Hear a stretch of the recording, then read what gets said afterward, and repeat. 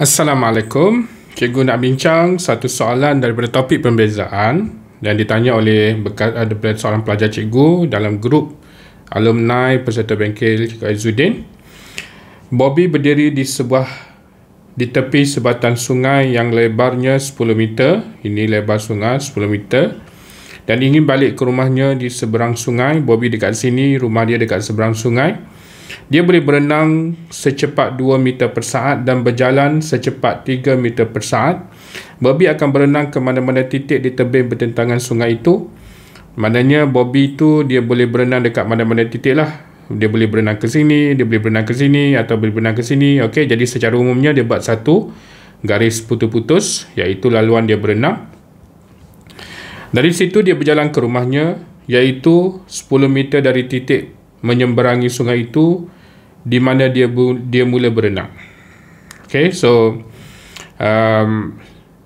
daripada sini kalau dia berenang titik cross 90 darjah dekat sini, maka jarak dia 10 meter. Kalau dia berenang ke tempat lain, maka jarak dia kuranglah. Jalan manakah yang akan mengambil masa yang paling singkat? Okey, jadi kita kena kira dia kena pergi ke mana, titik mana yang menyebabkan dia boleh sampai rumah dia paling cepatlah. Okey. So situasinya sekarang kita tak tahu dia akan berenang ke titik mana dan daripada situ dia akan berjalan kaki ke rumah. Okey, ada dua perjalanan kat sinilah. Katakan ini adalah titik A, ini adalah titik B, ini adalah titik C rumahnya. Dia akan berenang ke titik B. Titik B ni maknanya kita tak tahu dekat mana secara umum. Daripada B dan dia berjalan kaki ke titik C, iaitu berada di rumahnya. Okey, apa kita buat ialah mula-mula sekali kita anggap bahawa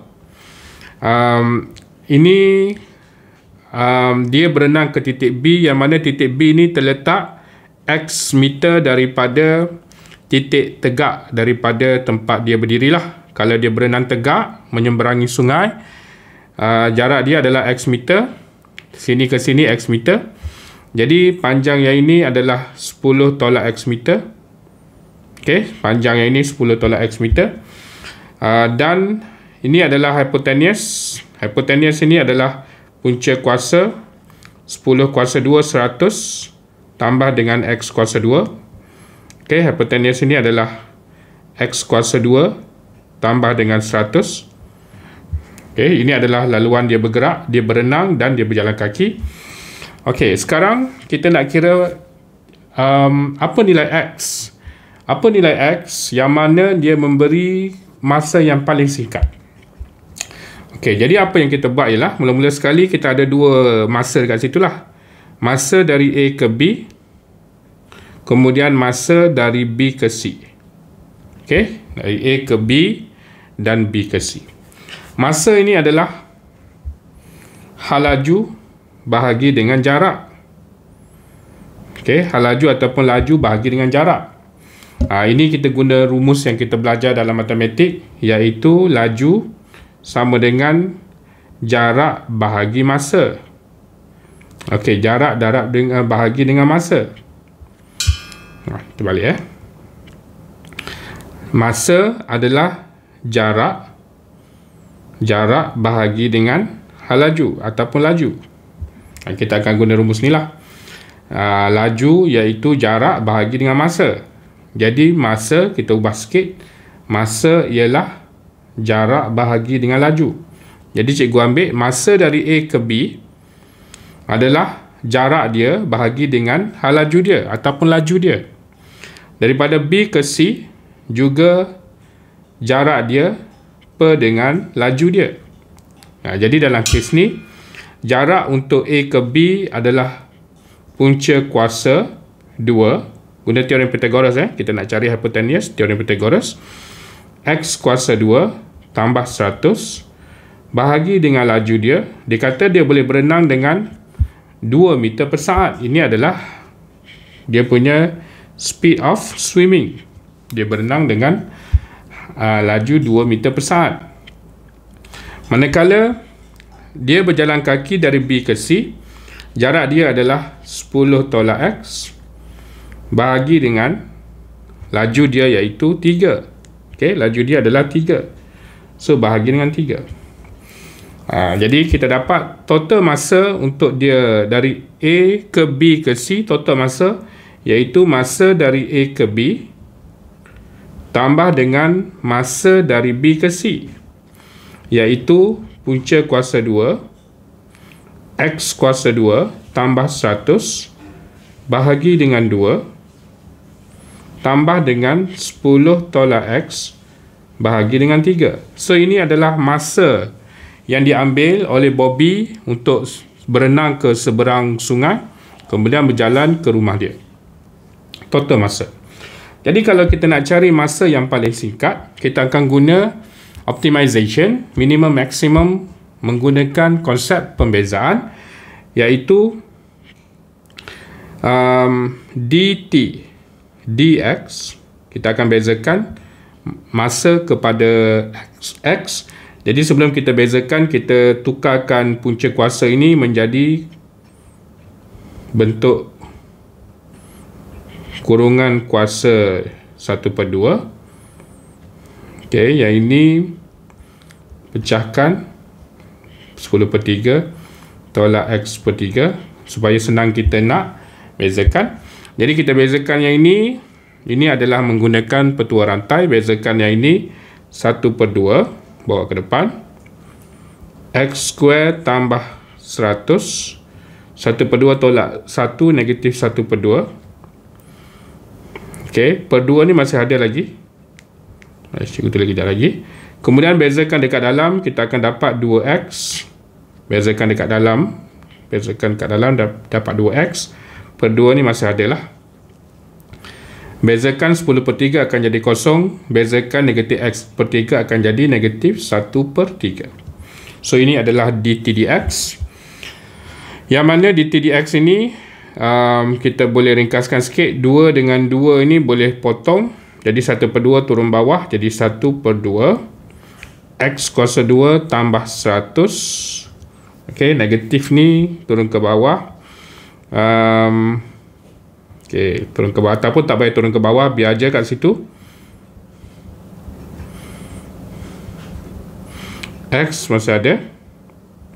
Tolak 1/3. Okey, 1/2, 2 turun bawah, 2 dengan 2 ni akan cancel, jadi 1/2 je tinggal. X masih ada. Okay. T is minimum when dt dx is equals to 0. Okay, maximization ataupun minimization berlaku apabila gradient function dia adalah sama dengan kosong. Jadi kita ambil yang ini, samakan dengan kosong. Jadi cikgu samakan kosong, bawa yang ini ke sebelah kiri, 1/3. Sebab ini dah jadi kosong. Jadi cikgu tak tulis kat sini kosong sebab dia kosong sebenarnya kat sini lah. Tapi cikgu bawa yang ini ke sebelah kiri, dia akan jadi 1/3 1/2 x kuasa 2 tambah 100 negatif 1/2 darab x. Okey. 2 bawa ke atas, 2/3 x turun ke bawah. Okey, jadi x kuasa 2 tambah 100. Cikgu nak selesaikan nilai x lah ni. Ini adalah negatif 1/2, bermakna 1 x kuasa 2 tambah 100, dan negatif tu kena turun bawah. Okey, kuasa 2 kan both side, nak hilangkan punca kuasa 2, kuasa 2 kan both side, jadi 4/9x kuasa 2. Cikgu kuasa 2 kan sebelah kiri, sebelah kanan akan jadi hilang punca kuasa 2. Okey, darab silang. Untuk selesaikan x, darab silang. 4x square tambah 400 sama dengan 9x square. Okey, bawa ke kanan. 9 tolak 4 jadi 5x square. 400 bahagi dengan 5. 400 bahagi 5 adalah 80. Jadi nilai x ialah punca kuasa 2 80. Punca kuasa 2 80.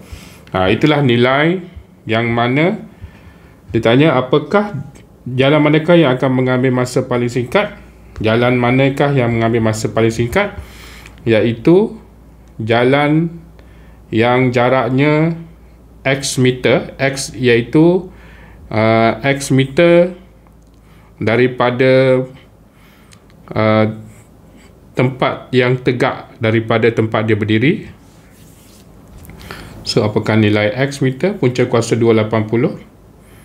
Punca kuasa 280. Mana cikgu punya kamera? Ini. Okay. Punca kuasa 280.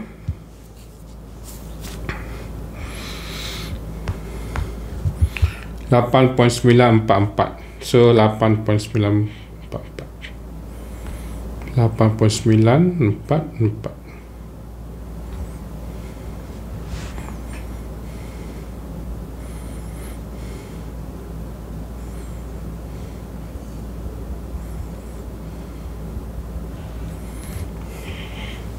Okey, so itu jawapannya.